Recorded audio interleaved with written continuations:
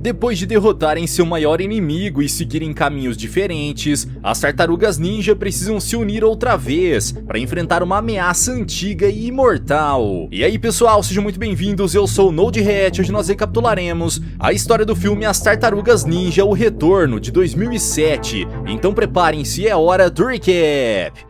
Nos telhados de Nova York, 4 guerreiros lutam pela justiça. São as Tartarugas Ninja, Rafael, Michelangelo, Donatello e seu líder Leonardo. Juntos eles derrotam seu maior rival, o Destruidor, chefe da organização criminosa, o Clã do Pé. Porém, uma nova ameaça surge, dessa vez vinda do passado. Há 3.000 anos atrás, um guerreiro chamado Yarrow reuniu um exército para dominar todas as nações do mundo. Nesse meio tempo, ele descobriu sobre as estrelas de Kikan, uma constelação que, quando os astros se alinham no céu, abrem o portal para um mundo secreto. Durante uma das suas batalhas, Yarrow viu as estrelas se alinharem e o portal se abriu diante dele. A energia que atravessou a passagem tornou o rei guerreiro imortal. Porém, os seus 4 generais foram transformados em pedra. Para piorar, 13 monstros poderosos saíram pela passagem e acabaram com o exército de Yarrow. A lenda diz que eles continuam a atormentar a humanidade desde então,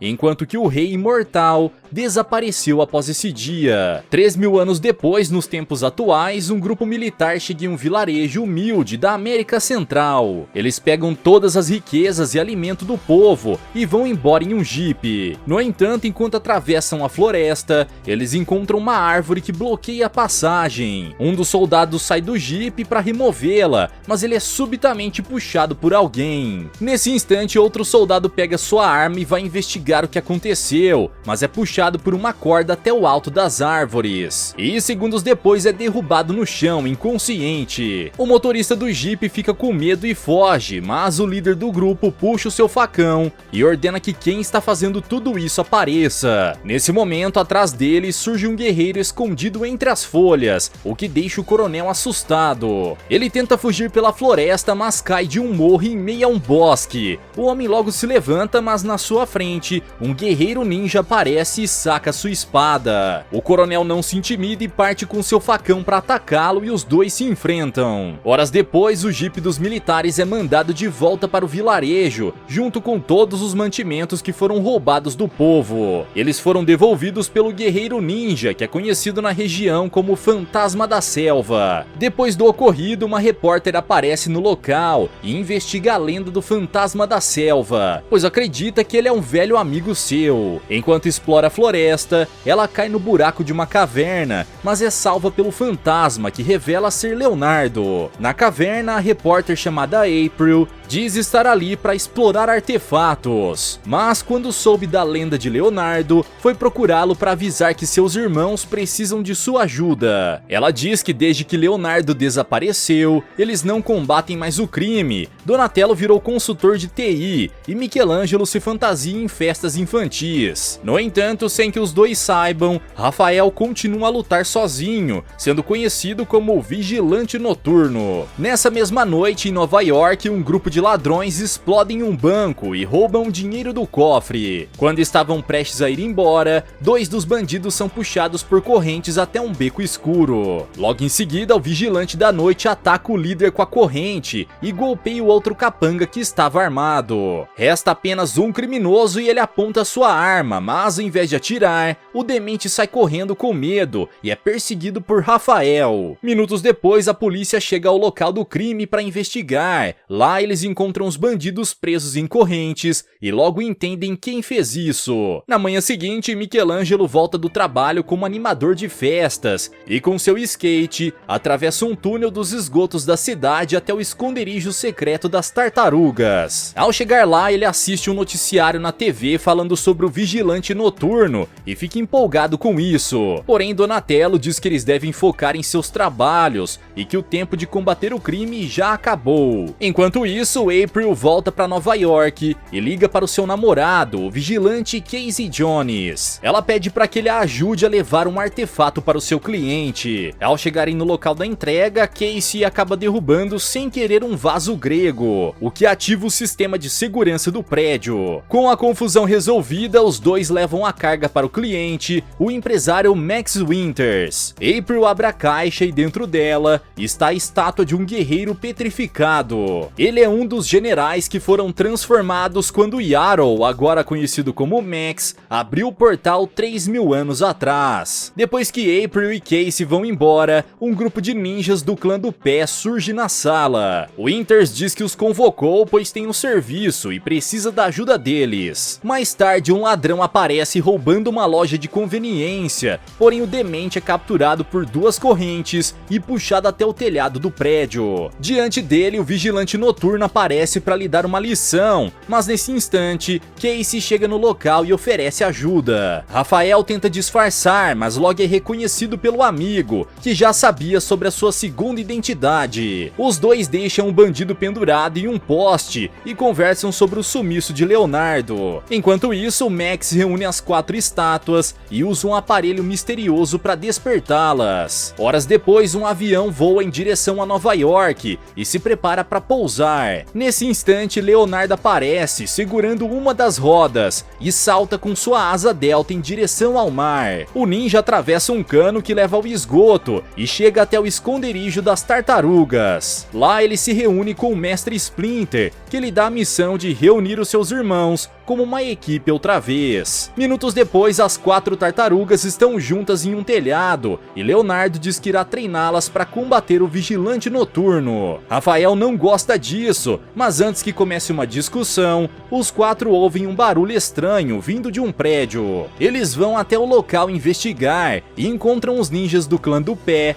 lutando contra um monstro gigante e os 4 decidem entrar na briga. Nesse instante, a líder dos ninjas ataca Léo com sua espada, mas ele apenas esquiva dos golpes e pergunta para quem ela trabalha. Porém, os ninjas fogem logo em seguida e deixam para as tartarugas resolverem o problema. Rafa consegue derrubar o monstro com um chute, mas ele contra-ataca e o arremessa para longe. Seus irmãos tentam ajudá-lo, mas o monstro faz um golpe giratório com seu corpo e todos começam a cair do prédio. Ao chegarem no chão, as 4 tartarugas se juntam para atacar o monstro, mas percebem que atrás deles estão vários ferros pontiagudos. Para piorar, pedaços do prédio caem na frente deles, bloqueando a passagem. Nesse instante, o monstro tenta fugir, mas diante dele, os 4 generais de Winter se aproximam. A criatura tenta atacá-los, mas é facilmente abatida por eles. Logo em seguida, as tartarugas voltam para lutar, mas ao escutarem a sirene da polícia, eles decidem fugir pelos esgotos. Horas depois, o clã de ninjas vai até Winters em busca de respostas sobre o monstro que enfrentaram. Mas logo depois, os guerreiros petrificados aparecem trazendo o monstro capturado. Max então explica que pretende reunir todos os 13 monstros que escaparam para concretizar o seu plano. Enquanto isso, as tartarugas ninja estão de volta em seu esconderijo. Léo e Rafa começam a discutir sobre o fracasso da noite anterior. Mas antes que a briga piore, Mestre Splinter aparece e eles tentam disfarçar. Porém, quando o mestre liga a televisão e vê um noticiário sobre uma confusão na cidade, ele logo percebe que seus filhos foram combater o crime sem a sua autorização. Mais tarde naquela noite, o clã de ninjas e os guerreiros petrificados iniciam sua busca pelos 12 monstros que faltam. Eles encontram o primeiro dentro de um depósito e disparam dardos tranquilizantes contra ele. Porém, a criatura não é afetada e derruba facilmente os ninjas. Mas o guerreiro de pedra o golpeia e o monstro cai inconsciente. Em seguida, mais uma criatura aparece em cima de um metrô, mas ele é derrubado por um dos generais com seu martelo e é levado de volta. Minutos depois, o grupo captura mais um monstro que estava em cima de uma ponte. Os ninjas agarram seus tentáculos e os levam para a base de Winters. Com a noite chegando ao fim,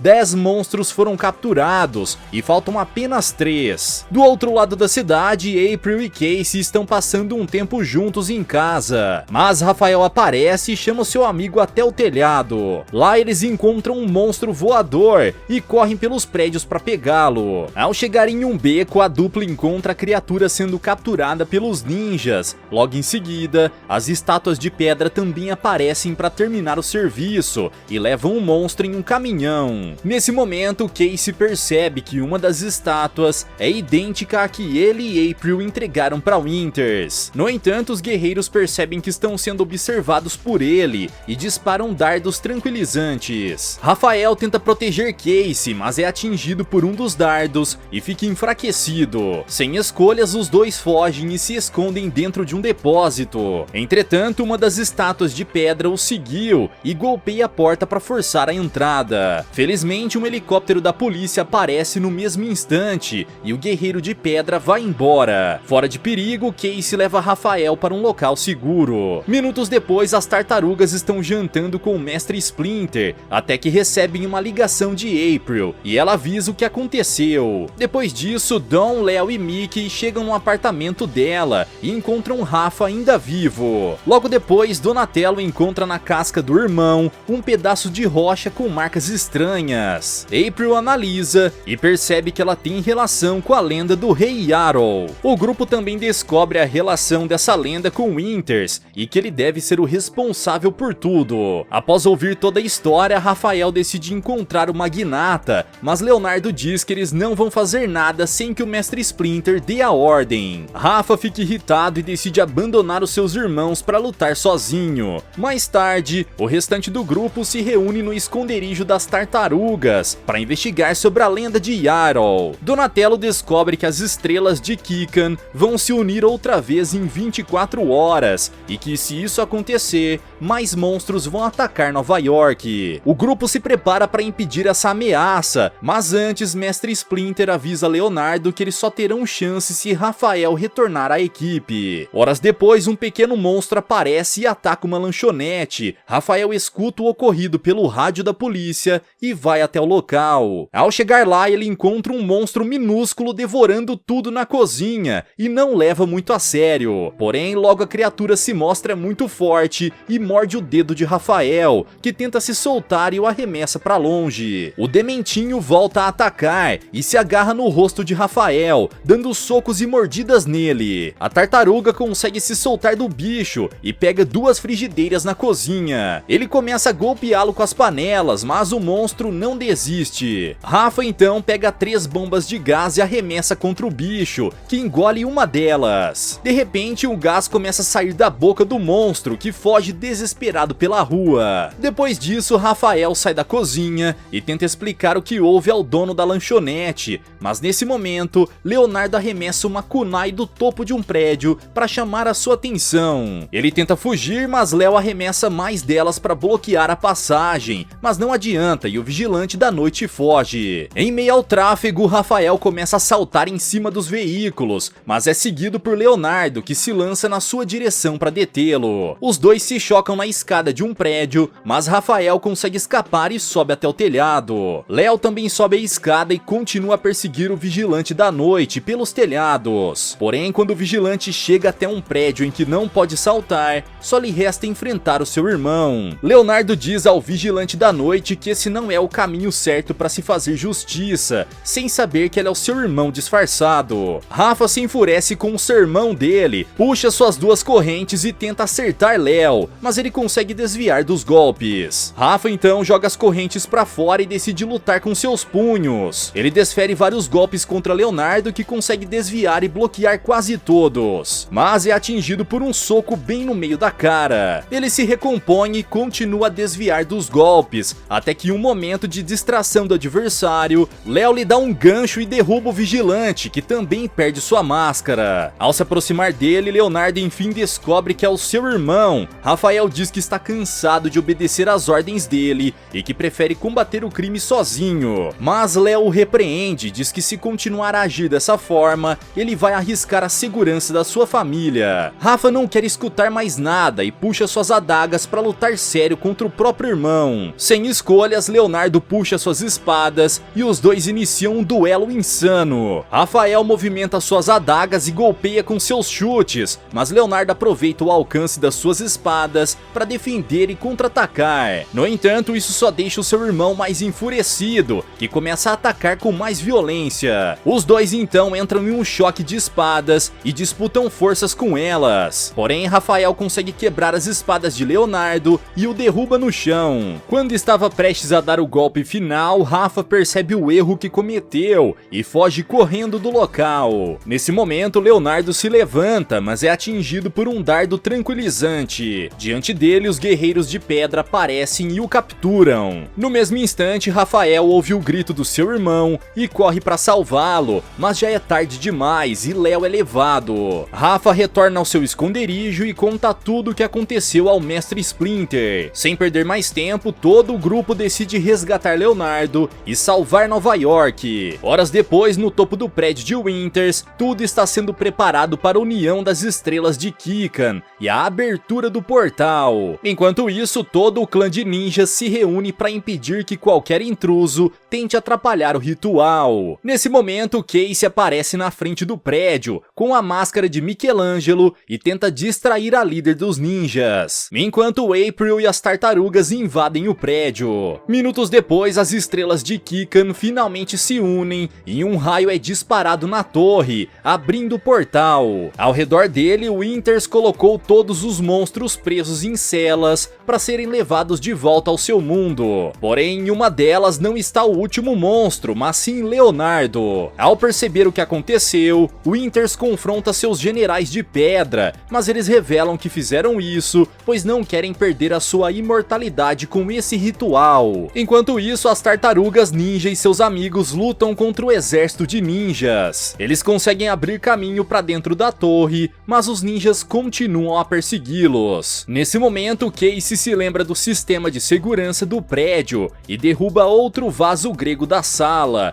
o que faz as portas do local se fecharem. Lá dentro, Rafael encontra Leonardo em uma das celas e liberta o seu irmão. Nesse mesmo instante, Winters é jogado do topo do prédio pelos seus generais em direção ao grupo. Ele se recupera do golpe e explica para todos que seu plano não é atacar o mundo, e sim salvá-lo, mandando os monstros de volta pelo portal. O clã de ninjas aparece nesse momento e decide ajudar o Winters a concluir o seu objetivo. Eles então correm para procurar o 13º monstro, junto com Casey e April, enquanto que as tartarugas ninja se unem para enfrentar os 4 generais de pedra. A batalha se intensifica e mais monstros começam a sair do portal. Nesse instante, o Winters e o Mestre Splinter lutam contra eles e os mandam de volta pela passagem para assim ganharem tempo. A situação fica cada vez mais grave, mas as tartarugas continuam a lutar. Leonardo enfrenta o general espadachim, mas ele o golpeia com um chute que lança o ninja em direção a um estande de vidro. Felizmente, Léo percebe que o estande estava repleto de espadas e se arma com todas elas para enfrentar a estátua. Enquanto isso, Rafael luta contra o líder dos generais, que reconhece a habilidade do ninja e o convida para sua equipe. Rafa não aceita a proposta e arremessa seu inimigo para longe. O quarteto continua a lutar contra os generais de pedra, mas Mestre Splinter percebe que eles precisam fechar o portal o quanto antes. As tartarugas então se juntam e golpeiam os generais, que são arremessados em direção à passagem. Porém, logo em seguida, os guerreiros de pedra retornam, pois o portal ainda está aberto. Felizmente, nesse exato momento, Casey e April chegam de carro e trazem com eles o último monstro. A criatura gigante acaba sendo arremessada contra os guerreiros de pedra